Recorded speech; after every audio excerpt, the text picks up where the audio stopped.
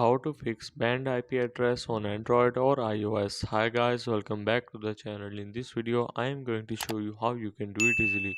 So sometimes you got banned from games or websites. So today I will show you how you can unban from there. So you have to simply open your Play Store and download Virtual Private Network, or also called VPN, and simply download it.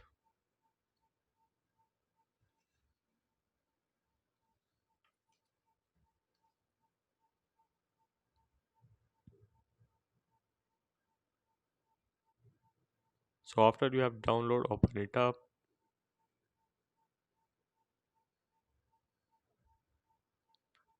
and simply connect to your required server like US or Germany, and this will change your IP address of your Android or iOS, and this will solve your problems also. So I hope this video will help you out. So this is how to fix banned IP address on Android or iOS.